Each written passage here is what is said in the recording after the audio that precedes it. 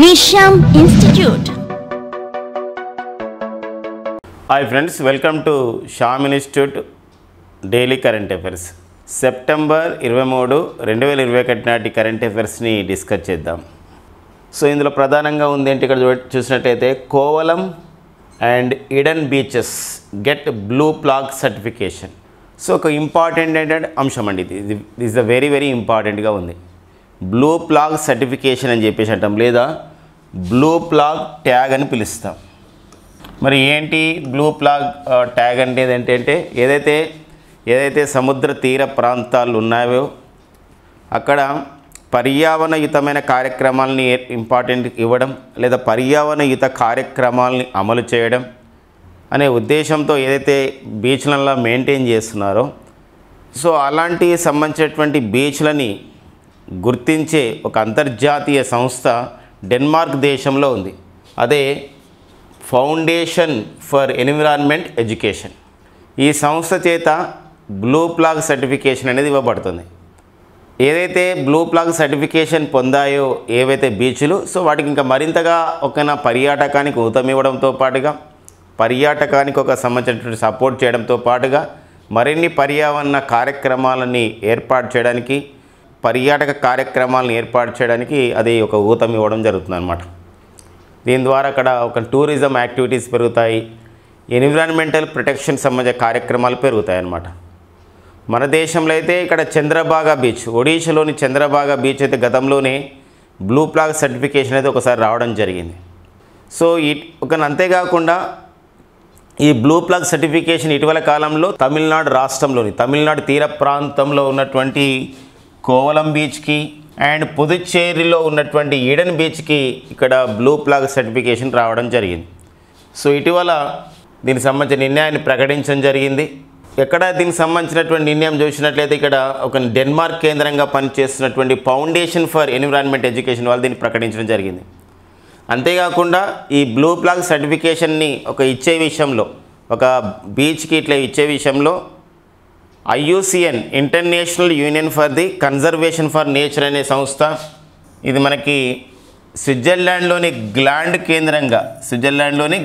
కేంద్రంగా పనిచేస్తున్నటువంటి IUCN సంస్థ, United Nations World Tourism Organization Spain రాజధాని మాడ్రిడ్ కేంద్రంగా పనిచేస్తున్నటువంటి సంస్థ, United Nations Environment Programme Kenya రాజధాని నైరోబి కేంద్రంగా పనిచేస్తున్న సంస్థ, and UNESCO United Nations Educational Scientific Cultural Organization, so France రాజధాని ప్యారిస్ కేంద్రంగా పనిచేస్తున్నటువంటి సంస్థలు.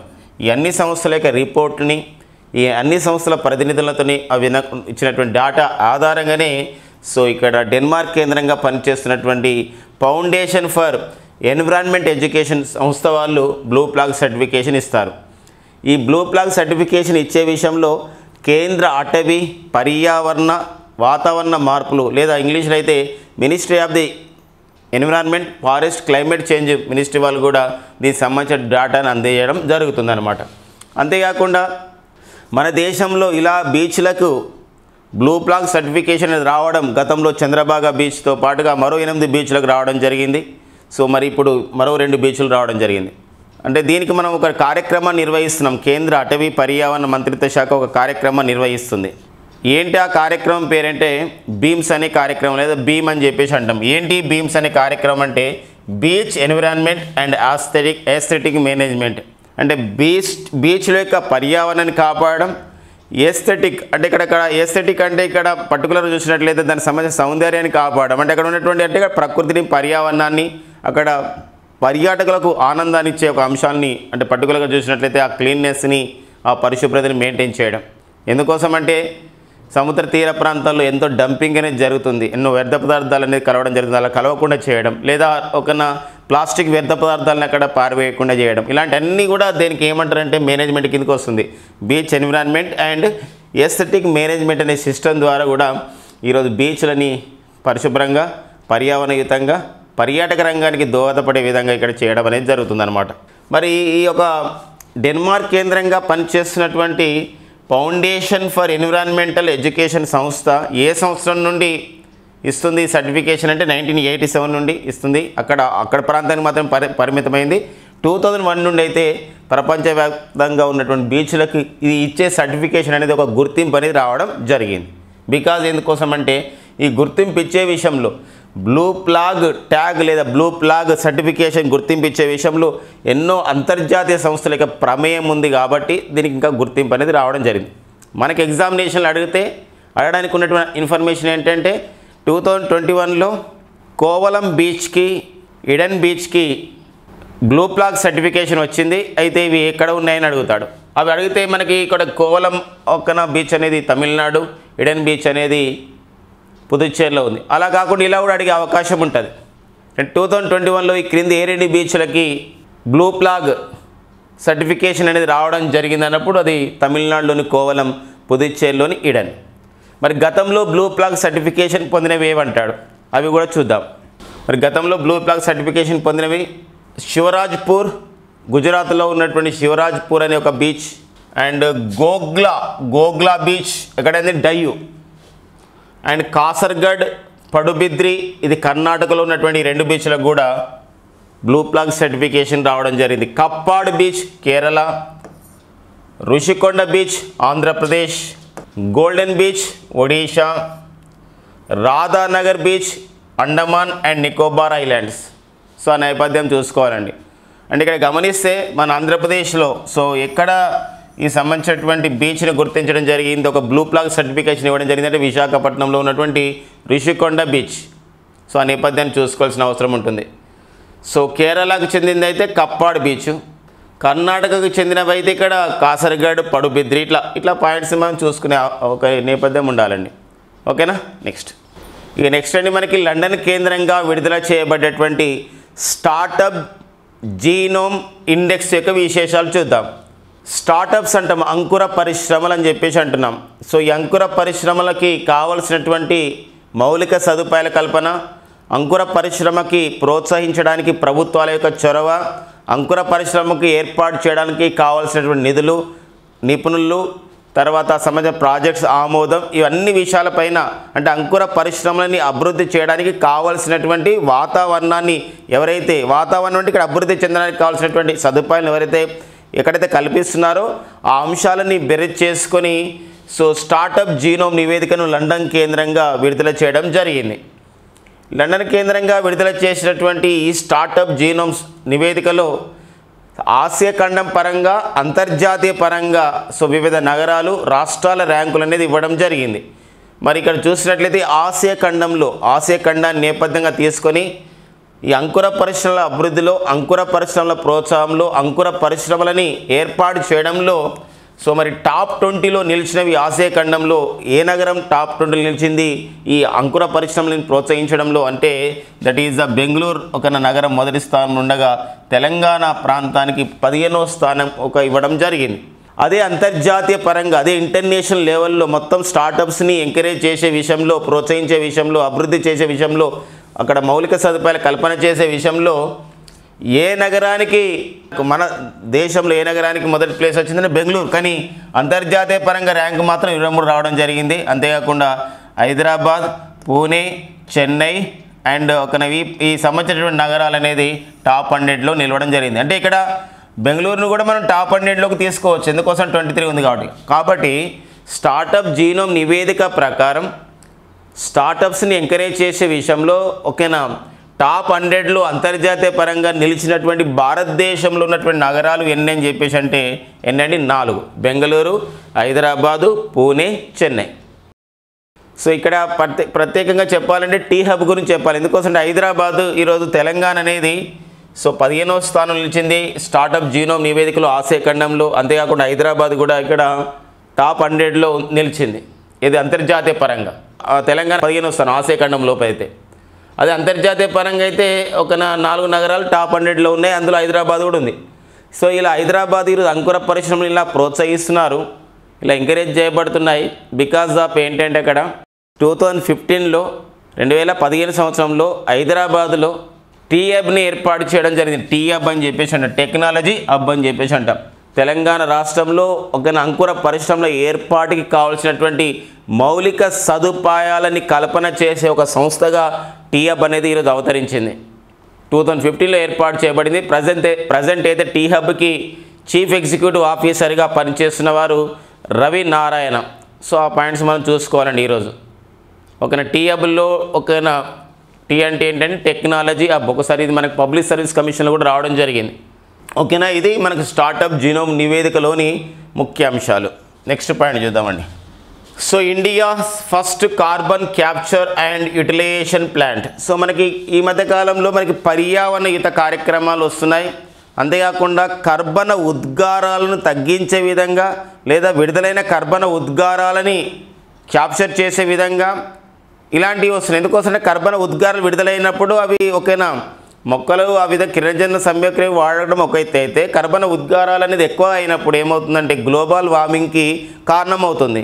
అందుకోసమే ఇటీవల చాలా దేశాల్లో కూడా ఐస్లాండ్ దేశం, నార్వే దేశం, డెన్మార్క్ లాంటి దేశాల్లో సో మనకి ఇక్కడ కార్బన్ క్యాప్చర్ అండ్ యూటిలైజేషన్ ప్లాంట్ని ఏర్పాటు చేస్తున్నారు. సో ఈ తరహాలోనే దేశంలోనే తొలి కార్బన్ క్యాప్చర్ అంటే కార్బన్ పదార్థాలని, కార్బన్ ఉద్గారాలని క్యాప్చర్ చేసుకోవడం, సంగ్రహించుకోవడం, దాన్ని తీసుకోవడం, దాన్ని మళ్ళీ వేరే వాటికి యూజ్ చేసుకోవడం, యూటిలైజేషన్ చేసుకోవడం, అదొక ప్లాంట్ అన్నమాట. అదొక పరిశ్రమను ఏర్పాటు చేశారు.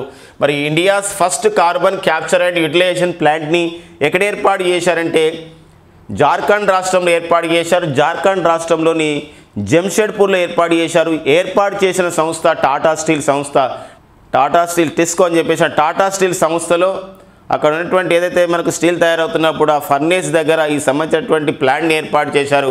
ఆ కర్బన ఉద్గారాలు అనేది ఏం చేస్తుంది, క్యాప్చర్ చేస్తుంది, తీసుకొని సో వివిధ వాటికి ఉపయోగిస్తుంది అనమాట. మళ్ళీ అంటే బయటికి వాతావరణంలోకి వెళ్తే అది ఒక పర్యావరణానికి ఇబ్బంది కలిగే ఒక సంబంధించిన వాయువుగా మారుతుంది కాబట్టి అలా చేస్తారనమాట. సో ఆ నేపథ్యాన్ని చూసుకోవాలండి. మరి టాటా స్టీల్, టాటా గ్రూప్లో ఒక భాగం టాటా స్టీల్. ప్రజెంట్ అయితే టాటా గ్రూప్కి చైర్మన్గా పనిచేసిన వారైతే నటరాజ చంద్రశేఖర్ అని అయితే టాటా స్టీల్కి chief executive officer and managing డైరెక్టర్గా పనిచేసిన వారు టీవీ నరేంద్రన్. ఎవరండి? టీవీ నరేంద్రన్. సో ఆ నేపథ్యము ఆ పాయింట్స్ అన్ని మనకి వెరీ వెరీ ఇంపార్టెంట్ అండి. ఓకేనా, India's first carbon capture and utilisation plant అనేది ఎక్కడ కలదు అని చెప్పేసి అంటే దట్ ఈజ్ అది ఎక్కడ ఏర్పాటు చేసి జార్ఖండ్ రాష్ట్రంలో కలదు అండ్ జంషెడ్పూర్లో కలదు జార్ఖండ్లోని అని చెప్పేసి. అండ్ ఇక్కడ జార్ఖండ్ అనే అంశం మనం వచ్చింది, జార్ఖండ్ అనే రాష్ట్రం వచ్చింది కాబట్టి సో మనం నేర్చుకోవడానికి ఏమన్నా పొలిటికల్గా ఇన్ఫర్మేషన్ ఉందండి? ఎస్, జార్ఖండ్కి ప్రజెంట్ సీఎం వచ్చేసి సో హేమంత్ సోరెన్. సో జార్ఖండ్ ముఖ్యమంత్రి ఎవరండి? హేమంత్ సోరెన్. సో జార్ఖండ్కి ప్రజెంట్ ముఖ్యమంత్రిగా ఉన్నారండి వీరు. సో జార్ఖండ్ ముక్తి మోర్చా పార్టీకి చెందినటువంటి వీరు. తర్వాత నెక్స్ట్ అండి Jharkhand governor, the present governor of the Jharkhand. So వారు ఎవరంటే ఇక్కడ రమేష్ బయాస్ అండి, Ramesh bias. So Ramesh bias అనేవారు గతంలో వీరు త్రిపుర గవర్నర్గా పనిచేసేవారు. త్రిపురకి సత్యదేవ నారాయణ రావడంతో సో రమేష్ బయాస్ ఇక్కడ బదిలీ కావడం అనేది జరిగింది. సో ఆ నేపథ్యం చూసుకోవాలండి. ఓకేనా, నెక్స్ట్ పాయింట్ చూద్దాం. ఎస్డిజి ప్రోగ్రెస్ అవార్డ్ 2021 అండి. సస్టైనబుల్ డెవలప్మెంట్ గోల్స్ అంటాం. సుస్థిర అభివృద్ధి లక్ష్యాలు సాధించే క్రమంలో ఎలాంటి అభివృద్ధి ఉంది, ఎలాంటి ప్రోగ్రెస్ ఉంది, ఎలాంటి ఇంప్లిమెంటేషన్ ఉంది, ఆ ఇంప్లిమెంటేషన్ ద్వారా ఎలాంటి ఒక మార్పు వచ్చింది, ఎలాంటి ఒక ప్రాస్పరిటీ వచ్చిందనే అంశాన్ని బేస్ చేసుకొని United nations sustainable development solutions network అనే సంస్థ ఈ యొక్క ఎస్డిజి ప్రోగ్రెస్ అవార్డుని ఇస్తుంది. సో మరి 2012 నుండి అవార్డు ఇస్తున్నారు. ఇది ఒక న్యూయార్క్ కేంద్రంగా ఇస్తారు ఈ యొక్క అవార్డుని. ఈ అవార్డు అనేది ఇవ్వడం ఇది ఎన్నోసారి అంటే వరుసగా 9వసారి అనమాట. ఈ పాయింట్ మనం చూసుకోవాలి. మరి ఈసారికి అవార్డు యొక్క ప్రత్యేకత ఏంటంటే బంగ్లాదేశ్ ప్రధాని అయినటువంటి షేక్ హసీనా గారికి అవార్డు అనేది రావడం జరిగిందండి. బంగ్లాదేశ్ ప్రధాని ఎవరండి? షేక్ హసీనా గారికి ఒక అవామీ లీగ్ పార్టీకి చెందిన వారు వీరు. షేక్ హసీనా గారికి సో ఆ దేశంలో సుస్థిరాభివృద్ధి లక్ష్యాల అభివృద్ధిలో ఎంతో కృషి చేస్తున్నారు అని చెప్పేసి ఒక అవార్డు అనేది ఇవ్వడం జరిగింది. ఇది 9వ కన్నా వార్షిక సమావేశంలో అంటే 9వ అవార్డు అనమాట. ఎందుకోసం అంటే ఈ అవార్డు ప్రారంభించి 9 సంవత్సరాలు అవుతుంది. United nations sustainable development solution network ఒక ప్రధాన కార్యాలయమైనటువంటి న్యూయార్క్లో ఈ అవార్డు అనేది ఇవ్వడం జరిగిందండి. ఎందుకోసం అంటే ఇప్పుడు ప్రజెంట్ అయితే మనకి ఐక్యరాజ్య సమితి సంబంధించినటువంటి 76వ వార్షిక సమావేశాలు ఐక్యరాజ్య సమితి సాధారణ సభ యొక్క 76వ వార్షిక సమావేశాలు అనేది సెప్టెంబర్ 21న ప్రారంభమయ్యాయి. సెప్టెంబర్ 27, 2021 వరకు కూడా కొనసాగుతున్నాయి. సో వివిధ దేశాధినేతలు, ప్రధానమంత్రులు, అధ్యక్షులు అక్కడ సో వివిధ ఆ కార్యక్రమంలో పాల్గొంటున్నారు కాబట్టి సో ఆ కార్యక్రమంలో భాగంగా ఈ అవార్డు అనేది ఇవ్వడం జరిగిందండి. సో ఇది మనకి సస్టైనబుల్ డెవలప్మెంట్ గోల్స్ గురించి చెప్తున్నటువంటి క్రమంలో ఉన్నటువంటి ఇన్ఫర్మేషన్. మరి సస్టైనబుల్ డెవలప్మెంట్ గోల్స్ సుస్థిరాభివృద్ధి లక్ష్యాలు, సో ఐక్యరాజ్య సమితి ప్రకటించిన సుస్థిరాభివృద్ధి లక్ష్యాలు సో 2015లో ప్రకటించారు. సుస్థిరాభివృద్ధి లక్ష్యాలను ప్రకటించిన సంవత్సరం 2015 కాగా సుస్థిరాభివృద్ధి లక్ష్యాలని చేరడానికి ఐక్యరాజ్య సమితి సభ్య దేశాలకు పెట్టినటువంటి గడువు 2030 సంవత్సరం అండి. అదే ఇంకొక అంశం ఈ సందర్భంగా మనం డిస్కస్ చేసుకోవాల్సిన అవసరం ఉంటుంది. యునైటెడ్ నేషన్స్ సస్టైనబుల్ డెవలప్మెంట్ గోల్స్కి అవగాహన ప్రచారకర్తగా అడ్వకేట్స్ అని చెప్పేసి అంటాం, లేదా అంబాసిడర్స్ అని చెప్పేసి అంటాం. మరి యునైటెడ్ నేషన్స్ సస్టైనబుల్ డెవలప్మెంట్ గోల్స్కి ప్రచారకర్తగా మరి ఇటీవల ఎవరు నియమితులు కావడం జరిగింది? మన భారతీయుడు అండ్ ఒక బాల కార్మికుల హక్కుల యొక్క ఒక కార్యకర్త, ఒక సోషల్ రిఫార్మర్ అండ్ సోషల్ యాక్టివిస్ట్గా ఉన్నారు. అండ్ నోబెల్ శాంతి బహుమతి గ్రహీత 2014 సంవత్సరంలో వారే కైలాస్ సత్యార్థి. ఎవరండి? కైలాస్ సత్యార్థి అండి. కైలాస్ సత్యార్థికి సో మనకి 2021 మన రీసెంట్గా వీరు ఐక్యరాజ్య సమితి సుస్థిరాభివృద్ధి లక్ష్యాల ప్రచారకర్తగా వీరు నియమితులు కావడం అనేది జరిగిందండి. సో ఆ నేపథ్యాన్ని కూడా చూసుకోవాలి. గతంలో ఐక్యరాజ్య సమితి సుస్థిరాభివృద్ధి లక్ష్యాల అవగాహన ప్రచారకర్తగా సో మరి ఎవరున్నారు గతంలో? మన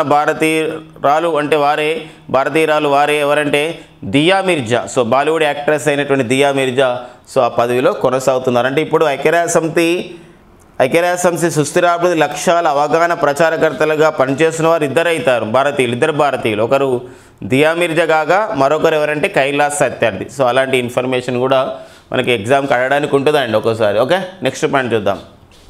ఇక నెక్స్ట్ అండి మనకి యునెస్కో మ్యాప్ అని చెప్పేసి అంటాం. సో ఇది మనకు ఒక ఇంపార్టెంట్గా ఇన్ఫర్మేషన్గా ఉంది. సో ఇటీవల కాలంలో మరి యునెస్కో మ్యాప్ అనేది United Nations Educational Scientific Cultural Organization అని చెప్పేసి అంటున్నాం.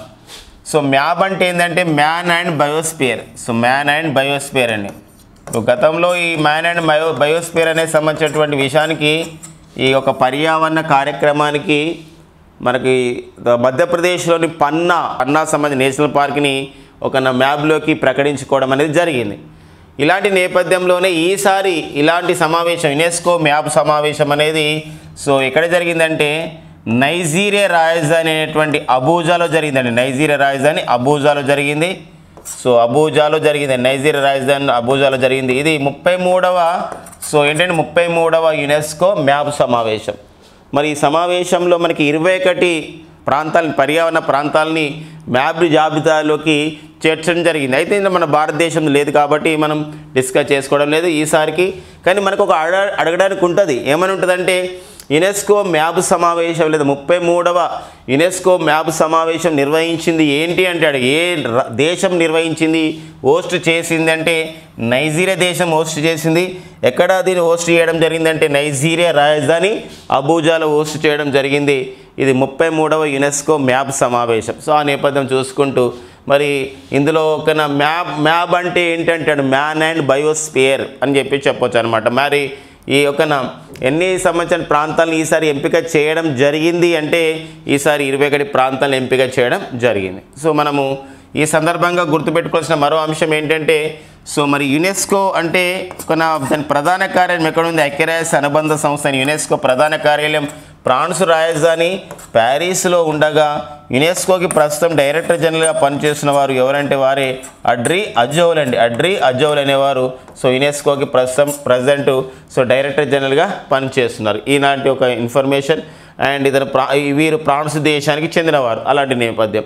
అండ్ ఇంకొక అంశం మనం చూస్తే యునెస్కో అంటే ఇటీవల కాలంలో సో వరల్డ్ హెరిటేజ్ సైట్స్గా సో భారత్కు చెందినటువంటి 2 ప్రాంతాలని ప్రకటించడం జరిగింది యునెస్కో.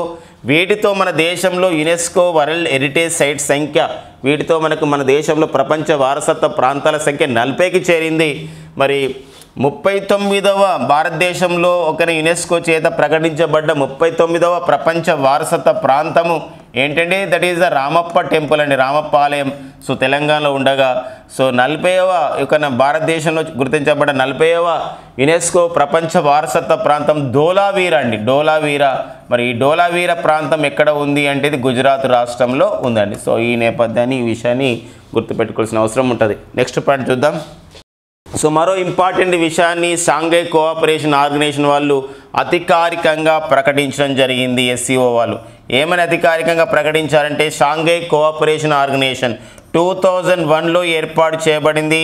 షాంఘై సహకార సంస్థ మరి ఒక భద్రత, రాజకీయ, ఆర్థిక సహకారాన్ని పెంపొందించుకోవాలనే అంశంతో ఏర్పాటు చేయబడ్డ మరి షాంఘై కోఆపరేషన్ ఆర్గనైజేషన్లో మరి ప్రారంభంలో అయితే 6 దేశాలే ఉన్నవి. తర్వాత 2017లో 2 దేశాలు షాంఘై సహకార సంస్థలో సభ్య దేశాలు కావడం జరిగింది. ఒకటి ఇండియా కాగా మరొకటి ఏంటి పాకిస్తాన్. సో వీటితో ఇండియా, పాకిస్తాన్ చేరడంతో 2017 నుండి షాంఘై సహకార సంస్థలో ఉన్నటువంటి సభ్య దేశాల సంఖ్య 8కి చేరింది. అయితే 2021లో మరి షాంఘై సహకార సంస్థ యొక్క 21వ వార్షిక సమావేశం తజకిస్తాన్ రాజధాని దుషాంబేలో జరిగింది.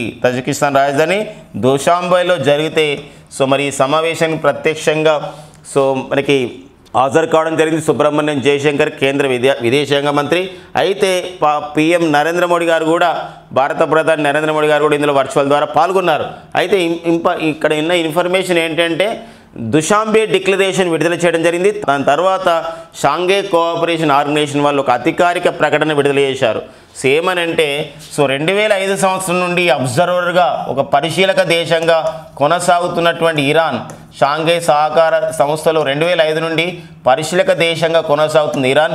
అయితే ఇప్పటి నుండి నిన్ననే ఇది ప్రకటించినప్పుడు ఇప్పటి నుండి షాంఘై కోఆపరేషన్ ఆర్గనైజేషన్లో 9వ సభ్య దేశంగా అధికారికంగా చేరింది. ఏ దేశం అండి? ఇరాన్ అని చెప్పడం జరిగింది. కాబట్టి ప్రస్తుతం షాంఘై సహకార సంస్థలో ఉన్నటువంటి సభ్య దేశాల సంఖ్య 9. 2021లో సభ్య దేశంగా చేరినటువంటి దేశం ఏదంటే ఇరాన్ దేశం. దుషాంబే డిక్లరేషన్ తర్వాత షాంఘై సహకార సంస్థలో సభ్య దేశంగా ఏ సభ్య దేశాన్ని చేరుస్తున్నట్లు ప్రకటించడం జరిగింది అంటే అది ఇరాన్ దేశం అండి. అలా కాకుండా ఇరాన్ ఎప్పటి నుండి షాంఘై సహకార సంస్థలో పరిశీలక సభ్య దేశంగా కొనసాగుతున్నప్పుడు అది ఎప్పటి నుండి కొనసాగుతుంది, ఏ సంవత్సరం నుండి కొనసాగుతుందంటే 2005 నుండి కొనసాగుతుందన్నమాట. ఆ నేపథ్యాన్ని చూసుకుంటూ మరి షాంఘై సహకార సంస్థలో సభ్య దేశాలు 9 అయినప్పుడు మిగతా ఇండియా, పాకిస్తాన్, తర్వాత ఇప్పుడు ఇరాన్తో పాటు ఇంకా ఏమున్నాయి చివరిసారిగా చేరిన అయితే ఇవి. ఇది ఇండియా 2017, పాకిస్తాన్ 2017, 2021లో ఇరాన్. మరి మిగతావి China, Russia, Kazakhstan, Kyrgyzstan, Tajikistan, Uzbekistan. So ఈ దేశాలతో కలుపుకొని ఇండియా ఒక్కసారి గమనించండి, China, Russia, Kazakhstan, Kyrgyzstan, Tajikistan, Uzbekistan. So ఈ 6 దేశాలు, ఈ 3 దేశాలు మొత్తం ఏంటంటే 9 దేశాలు షాంఘై సహకార సంస్థలో సభ్య దేశాలుగా ఉన్నవి. ఆ నేపథ్యం, ఆ విషయం మనకు వెరీ ఇంపార్టెంట్ అండి. సో అంతేకాకుండా ఇటీవల కాలంలో 6వ SCO పీస్ఫుల్ మిషన్ కూడా నిర్వహిస్తున్నట్టు ప్రకటించింది రష్యా. సో ఉగ్రవాద వ్యతిరేక విన్యాసాలుగా ఉన్నటువంటి 6వ SCO పీస్ఫుల్ మిషన్కి వేదికగా నిలుస్తున్నటువంటిది 2021లో దేశం ఏంటంటే దట్ ఈస్ రష్యా అండి. ఇక నెక్స్ట్ అండి మనకి ఔజత్ అని చెప్పేసి ఒక ఫ్యాంటసీ స్పోర్ట్స్ ఉన్న సంస్థ ఉంది. మరి ఈ సంస్థకి అంబాసిడర్గా ఎవరు నియమితులు కావడం జరిగిందంటే ఇక్కడ సురేష్ రైనా నియమితులు కావడం జరిగింది. క్రికెటర్ అయినటువంటి సురేష్ రైనా. సో వీరు అఫ్కోర్స్ అంతర్జాతీయ క్రికెట్కి వీరు రిటైర్మెంట్ ప్రకటించారు గత సంవత్సరమే. అయితే కానీ ఇక్కడ వీరు ప్రచారకర్తగా నియమించబడ్డారు కాబట్టి మనకి ఇంపార్టెంట్గా ఉంది. సురేష్ రైనా ఇటీవల ఏ స్పోర్ట్స్కి సంస్థకి అంబాసిడర్గా ఉన్నారంటే ఔజత్ ఫ్యాంటసీ స్పోర్ట్స్ సంస్థకి వీరు ప్రచారకర్తగా ఉన్నారండి. అలాంటి ఉన్నటువంటి ఇన్ఫర్మేషన్ మనకు వెరీ ఇంపార్టెంట్ అండి. అంతేకాకుండా ఇటీవల కాలంలో మనం చూసాం ఆమ్వే అని చెప్పేసి సంబంధించిన సంస్థ ఉంది. ఆమ్వే డ్రింక్స్, ఆమ్వే లైట్ అని చెప్పేసి అంటాం. ఈ సంస్థకు ప్రచారకర్తగా ఎవరు నియమితులు కావడం జరిగిందంటారు? మీరాబాయి చాను దీనికి నియమితులు కావడం జరిగింది. అంతేకాకుండా reserve bank of India cyber frauds అవగాహన ప్రచారకర్తకు ఎవరు నియమితులు కావడం జరిగిందంటే అథ్లెటిక్ క్రీడాకారుడు అయినటువంటి నీరజ్ చోప్రా నియమితులు కావడం జరిగింది. అలాంటి నేపథ్యం. మరి సురేష్ రైనా గారి గురించి చెప్పాలంటే వారి యొక్క ఆత్మకథను విడుదల చేసుకున్నారు. సురేష్ రైనా గారి యొక్క ఆత్మకథ ఏంటంటే బిలీవ్. బిలీవ్ అనేది ఈ పుస్తకం అనేది సురేష్ రైనా గారి యొక్క ఆటోబయోగ్రఫీ అండి. ఇవ్వండి మనకి సెప్టెంబర్ 23, 2021 నాటి ముఖ్యమైన ఎగ్జామ్ ఓరియంటెడ్ కరెంట్ అఫైర్స్ అండి. ఓకేనా ఫ్రెండ్స్? షామిల్ స్టూడెంట్ అందిస్తున్నటువంటి ఆఫ్లైన్ బ్యాచ్లు ఆన్లైన్ బ్యాచ్లు ఓకేనా. షామ్ ఇన్స్టిట్యూట్ ఇటీవల ప్రారంభించిన హనిహితి పబ్లికేషన్స్ సంబంధించినటువంటి పుస్తకాలు అవైలబిలిటీ, పుస్తకాల అంశాలు, షామ్ ఇన్స్టిట్యూట్ యొక్క డైలీ కరెంట్ అఫైర్స్ గురించి please subscribe our Sam institute YouTube channel. Thank you friends and all the best.